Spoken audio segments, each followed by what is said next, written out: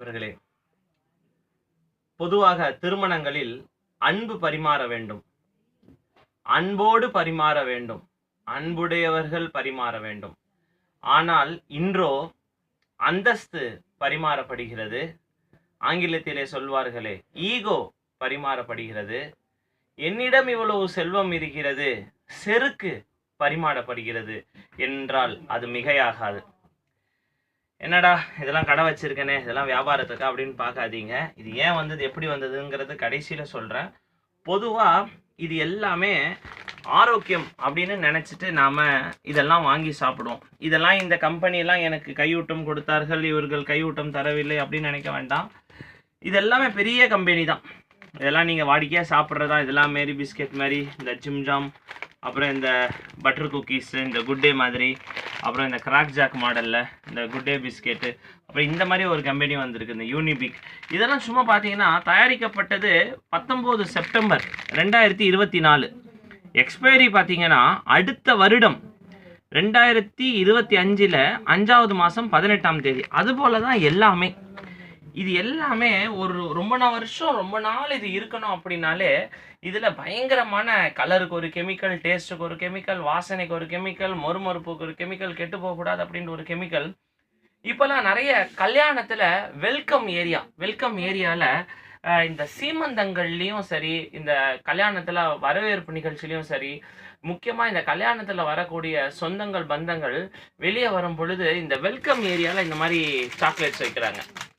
ஆக்சுவலாக முன்ன காலத்தில் கற்கண்டு வைப்பாங்க. எதுக்குன்னா வந்தவங்க இனிப்பாக இருக்கணும் அப்படின்னு. இந்த மாதிரி இப்போ கற்கண்டாவது பரவாயில்ல, கரும்புலேருந்து வருது. இது அதுவே ஆபத்துன்றோம். இது அதை விட மோசமானது. கலரு, கெமிக்கலு, இது கெடவே கெடாது. இவங்கெல்லாம் ஃபீனிக்ஸ் பறவைகள் போல, இவனுக்கு சாவே கிடையாதுடா அப்படின்னு. இவங்களுக்குலாம் சாவே மாட்டாங்க. இவங்கெல்லாம் எத்தனை வருடங்கள் ஆனாலும் அப்படியே தான் இருப்பாங்க. இதெல்லாம் வெல்கம்னா. அப்புறம் ஸ்கூல் பிள்ளைங்களுக்கெல்லாம் கூட நம்ம பர்த்டேலாம் கூட இதை கொடுத்து அனுப்புகிறோம். இது எல்லாமே ஆபத்தானது. சும்மா அப்புறம் கடைசியாக வந்துட்டு என் குழந்தைக்கு ஃபேட்டி லிவர் வந்தது, சைல்டுஹுட் ஒபிசிட்டி வந்தது, நீர் கட்டி வந்துச்சு, பீரியட்ஸே வரதில்லை, பீரியட்ஸ் ஓவர் ஆயிடுச்சு, 10 வயசு தான் ஆகுது, அதுக்குள்ளே வயசுக்கு வந்துருச்சு, மாதவிடாய் சரியாக வரதில்லை, பொண்ணெல்லாம் வீங்கிக்கிட்டு போகுது, கழுத்துக்கிட்டலாம் கருப்பாக இருக்குது, சுகர் வந்துருச்சு, பிபி வந்துச்சு, அலறி என்ன பிரயோஜனம்? கல்யாணத்தில் அன்பு பரிமாறப்படுவதில்லை. கல்யாணத்தில் செருக்கும் அந்தஸ்தும் பரிமாறப்படுகிறது. ரொம்ப முக்கியம். அப்புறம் இது பார்த்தீங்கன்னா சாப்பாடு சாப்பிட்றவங்களுக்கு பரிமாறுற உணவை இருக்கிறதுலே dangerous food on the earth அப்படின்னு பார்த்தாங்க சர்க்கரை நோயாளிகள். அட்லீஸ்ட் மற்றவங்க இல்லைனாலும் நம்மளோட பேஷண்ட்ஸ் கேளுங்க, தயவு செய்து.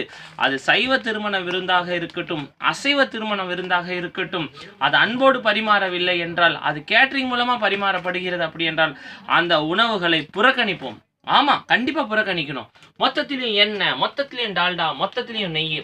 அது மட்டும் இல்லாத வர்றவங்கலாம் ரொம்ப விஐபியாக இருந்தாலோ அல்லது சொந்த பந்தங்கள் கொஞ்சம் ரொம்ப கிட்ட இருந்தால் இது மாதிரி முறுக்கு இதெல்லாம் பிளேட்டில் வச்சு தான் சுடுவாங்களாம். நான் கேள்விப்பட்டிருக்கேன். ஏன்னா இது எண்ணெயில் அப்படியே வைக்க முடியாது. இது ஒரு பிளேட்டில் ஃபஸ்ட்டு மாவை இட்டுட்டு அந்த எண்ணெயில் பிளேட்டோடு விடுவாங்க. பொதுவாக இந்த முறுக்குகள் எல்லாமே நெய்யிலே வறுக்கப்படுகிறது. இதை இந்த மைசூர் பாக்கு பாருங்கள், பேப்பர் வெயிட் மாதிரி இருக்குது பாருங்கள். இதெல்லாம் சாப்பிட்றதுக்கு எல்லாம் நல்லா தான் இருக்கும். இந்த இஸ்லாமியத்தில் இந்த உருதுல ஒரு பழமொழி சொல்லுவாங்க, மூக்கா மஜா கான்கு கராப், தின்பது எல்லாமே ஆசனவாய்க்கு கெடுதல். இது எல்லாமே சாப்பிட்டா சுகரு, பிபி, கொலஸ்ட்ரால் தான். இந்த பால் மாதிரி இருந்து பாருங்க, இந்த பாருங்க லட்டை பாருங்க. சாப்பிட்றதெல்லாம் இந்த மாதிரி இருந்தால் இதெல்லாம் திரும்ப யாருக்கு கொடுக்குறவங்களும் பேஷண்ட் மாதிரி இருக்கிறாங்க. பார்த்தீங்கன்னா அம்மா பெரிய கண்ணம் கிண்ணம்லாம், இங்கெல்லாம் கண்ணமே 2 கண்ணம் இருக்குங்க. செயின்லாம் 4 பட்ட செயின், திக்கு இந்த பட்டு புடவையில் உடுத்துகிற சாரி, மேலாப்ப மாறாப்பு விலகும், கீழே புடவை நிற்காது, அந்த செருக்கு அந்த பட்டு சாரிக்கும் அப்படியே வந்துக்கிட்டு.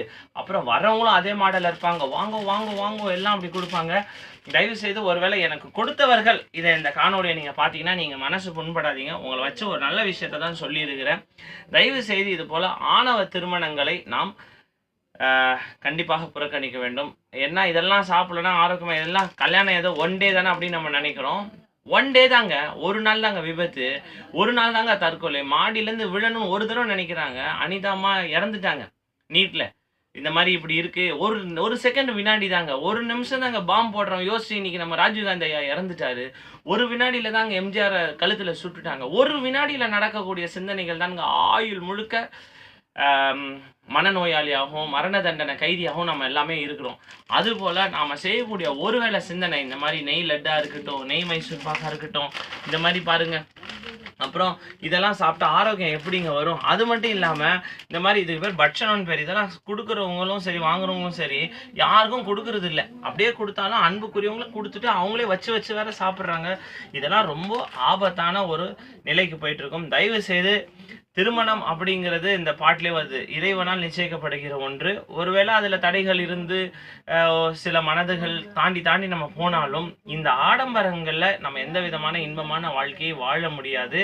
தயவு செய்து இது போல் உணவுகளை புறக்கணித்து சாதாரணமாக ஒரு இலை போட்டு சூடாக சாதம் போட்டு ஒரு சாம்பார் வச்சு ஒரு பொரியல் வச்சு சின்ன லட்டு, கல்கண்டு போட்ட லட்டு ஒன்று கொடுத்தாலே போதுங்க. இப்படி வியாதி வந்து நாம் எல்லாரும் நோயாளியாக தினம் தினம் நல்லா சொல்கிறாங்க. சர்க்கரையில் இந்தியா தான் கேபிட்டலாம். இந்தியாவில் பர்த் ரேட்டும் குறைஞ்சிருச்சு, டெத் ரேட்டும் குறைஞ்சிச்சு. எல்லாம் நோயாளிகளாக சுற்றிக்கிட்டு இருக்க போகிறோம். இதெல்லாம் இப்படியே போச்சுன்னா நம்மளுடைய பாரதம் ஆரோக்கியமற்ற பாரதமாக மாறிவிடும். நம் பாரதம் மற்றும் இல்லை, இந்த வையமே ஆரோக்கியமான ஒரு வையகமாக மாற நம்மளுடைய வாழ்க்கை முறையை நாம் மாற்றி அமைக்க வேண்டும். மற்றும் ஒரு முக்கிய பதிவில் சந்திப்போம். நன்றி, வணக்கம். அப்படியே கடைசி இது எப்படி வந்ததுன்னா, இது ஒரு கல்யாணத்தில் கொடுக்குற இதுதாங்க. அது வந்து எங்கள் பேஷண்ட்டு. தயவுசெய்து அவங்க யாராவது பார்த்தீங்கன்னா தப்பாக எடுத்துக்காதீங்க. ஒரு விழிப்புணர்வு ஏற்படுத்தணும்னா இதை நான் போட்டிருக்கேன். நீங்கள் அன்போடு தான் வந்து எங்களுக்கு கொடுத்துருக்கீங்க. நாங்கள் இது எப்படி சாப்பிட போகிறோம், என்ன பண்ண போகிறோம், எனக்கும் என்ன பிளான் பண்ண போகிறோன்னு தெரியல. எதையோ குறைஞ்ச சேதாரத்தில் இது என்ன பண்ணலான்னா, ஒரு வாய்க்கு போகாமல் ஒரு 100 வாய்க்கு போனால் ஏதோ அப்படி கொஞ்சம் சேதாரத்தை குறைக்கலாம்னு நினைக்கிறேன். இருந்தாலும் இதெல்லாம் ஆபத்தாக தான் அமையும்னு நினைக்கிறேன். இதை நாங்கள் என்ன பண்ண போகிறோம் அப்படிங்கிறத அடுத்த காணொலியில் சொல்கிறேன். மற்றும் ஒரு முக்கிய பதிவில் சந்திப்போம். நன்றி, வணக்கம்.